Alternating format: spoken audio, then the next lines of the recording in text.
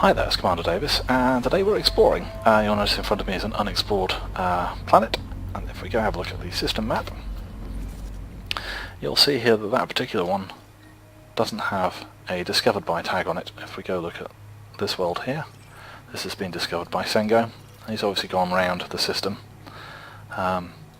scanning things that were on his route to this particular planet, which would net him quite a bit of money for turning in the astronomical data, but these planets he has ignored. The goal of this particular trip is to get discovered by stamped on a planet with my name on it, so we're just exploring the cheaper planets, the ones that won't give a particularly good return, purely to get credit for discovering them. Exploring is nice and simple. Just target the body that you want to scan. If you've got a detailed surface scanner, it will automatically scan it when you're in range. The closer you are, the faster the scanning happens, and the distance you need to be away is dependent on the radius of the body that you're scanning. There we go. Now that's given me data on that particular planet. If we go have a look at the map, you'll see there it's an icy planet, neon atmosphere. It doesn't have my name against it yet. What we need to do there is to head somewhere where I can sell the data. So I've already plotted a route back to Warwood, which is where I've been operating from. That's on the fringe of populated space, and gave me a good place to go out and start looking for places where people perhaps hadn't explored in their entirety.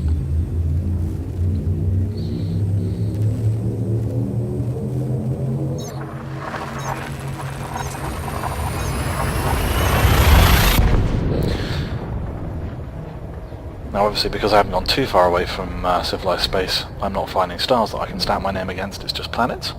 For stars I'll probably have to go slightly further, and I would probably like a better ship, longer range, bigger fuel tanks, more equipment. And for that I think will be my ass, but we're still several thousand away from... Sorry, several million away from getting that fitted out properly. This outer, on the other hand, has been reasonably cheap, and in fact I could have done this in a Sidewinder with a few extra bits tacked onto it.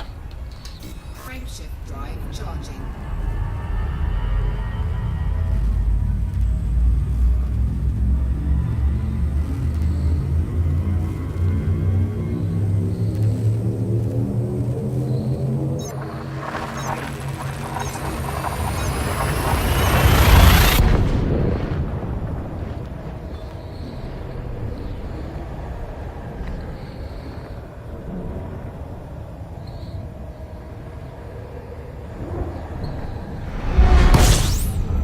Okay, back at civilization.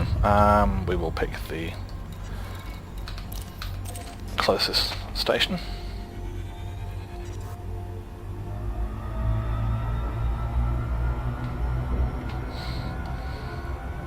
Which sadly is quite a way away, and go sell our astronomical data.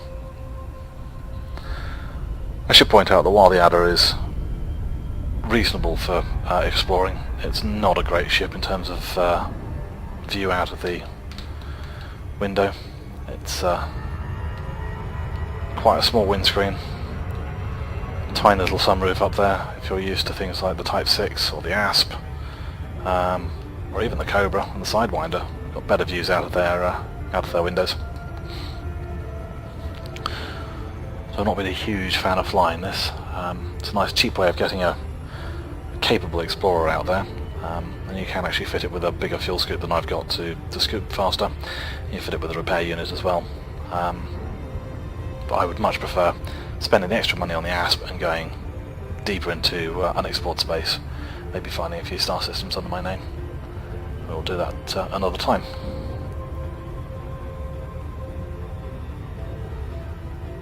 The distance I've gone about 200 light years away from Founders World, where I normally operate, hasn't really put any wear and tear on this particular ship. When I get back, I will either mothball it or put it towards the T7 I'm trying to work my way towards. I like to get a T7 for grinding with the trade routes, and then turn the ASP into a proper explorer and start going out and seeing the sights.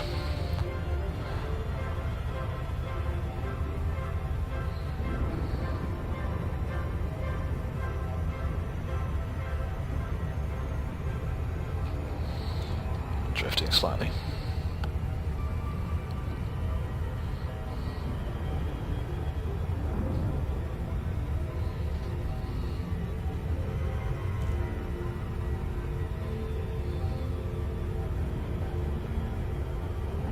One of the things I did do to fund this trip is when I came up from Founders World, I've still got 8 units of cargo left in this handle. I haven't completely stripped out the cargo base, so I picked up 5 units of the Waters of Shinrata, I think it is, which is a rare commodity, and because I'd taken it nearly 200 light years away, I made a tidy profit of nearly 100,000 credits. I also scanned my way up here. I didn't get any discoveries, but doing scanning on unexplored systems as I came up, just picking the high value planets to scan, netted me about another 100,000. So all in all, a round trip of maybe 2 hours has got my name on a planet, hopefully, and netted me 200,000, which is not too bad. It's not as good as if I was trading, but it's not completely dead time.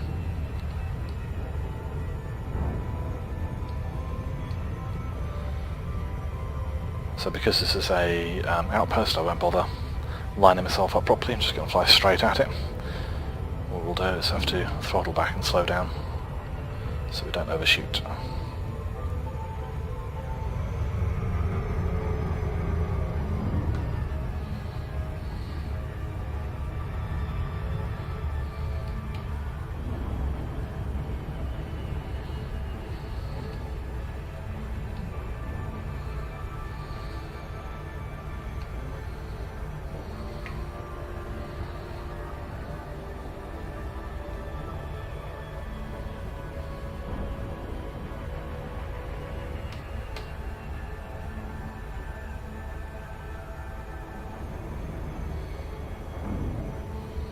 Let's go slightly wide of the planet to keep the speed up.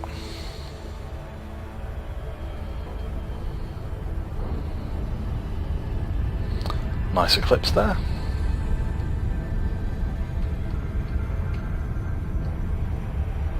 And we'll just start chasing the station.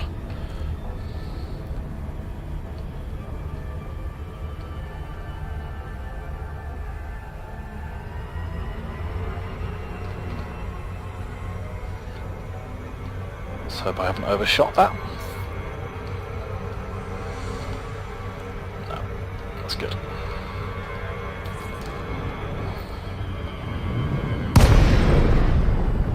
Cool.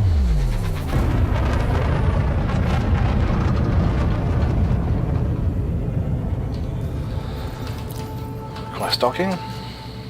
There's our landing pad there.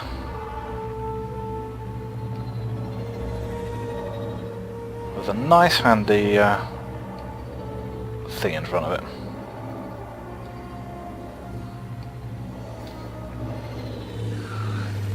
We're coming from above.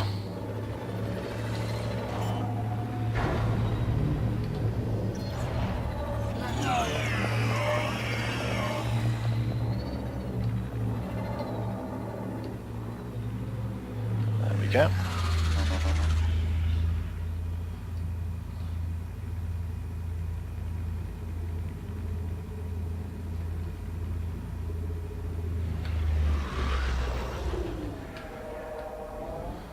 The biggest problem I have with this ship is, unlike the ASP, I can't see what's going on below me.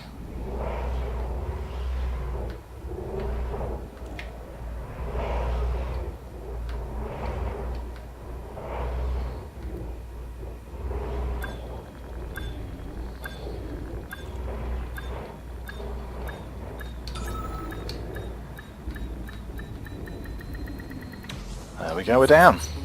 Engines disengaged.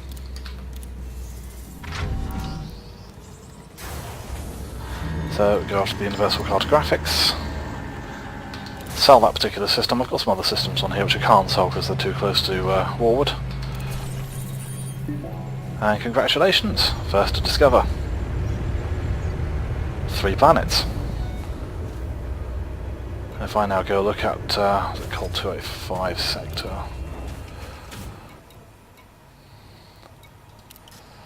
see if we can find it on the galaxy map.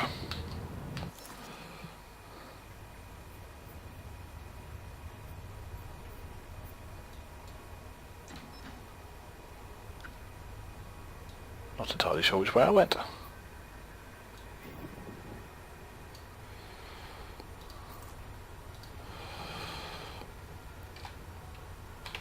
think it was that. Nope. Well, that was stupid.